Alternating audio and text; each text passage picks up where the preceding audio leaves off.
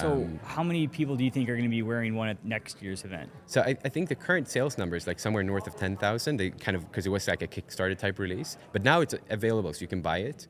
I think they're on a trajectory to maybe sell 1 million units within 2026. So you could, yeah. It's safe to say that next year's AI conference, at an AI conference with AI people, there'll probably be a lot of people wearing one. Many pins, yeah.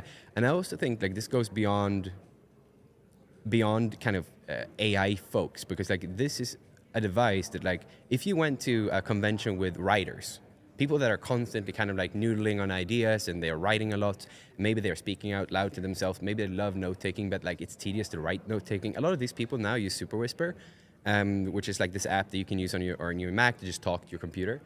But like having this is such an upgrade because you don't have to think about it. Like you're doing these minute changes to your behavior where like before I wouldn't speak out loud to myself. Now I'm working from home and every now and then like during the day I'll just brain dump. Yeah. I just yap into this thing and it's just like, because the thing is, even if I don't make sense when I'm yapping, I can then ask the AI to kind of make sense of it. Because like the underlying engine that powers all of this is any of the, I don't know exactly which provider they're using, but I'm guessing it's OpenAI.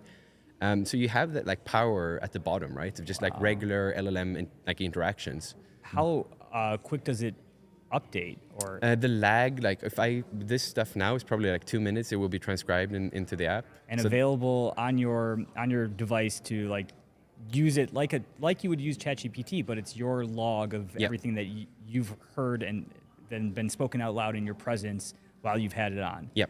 And it's incredible to think that you've been having it on for a month now, so it's kind of like trying to figure you out and like figure out your context. And I'm sure you can help it by telling it your context. Yep. And then it's just going to improve and kind of compound on all that knowledge. Whereby a year from now, it's going to know you better than you know yourself, possibly. Yeah, I think that's the case, and I think this is exactly where we're headed. Like, it definitely knows me at this point better than my partner, for sure. Even though we've been together for 12 years, maybe not to, like the depth of it, but like my behavior, the way I do things, the way I might be interacting in social situations. Because to be fair, me and my partner, we have very regular conversations, like what you would have in a relationship. The mornings, the kids, the dinners.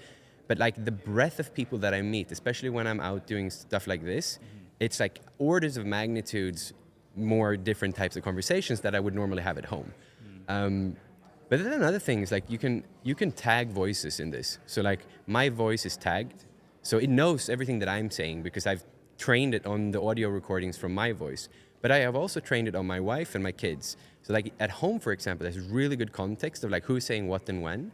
And now when I'm at a conference like this, it knows when I'm speaking and all the other people that are speaking are just like, nameless speakers. But I could, if I wanted to, go in and say, this is Chris' voice, this is Steve's voice, whatever. And then I would have that knowledge as well. And also easier when you go back and like query, the LLM, like, what did I talk about with Chris? And then if your voice is tagged, no matter where in our history we had conversations, it would know that.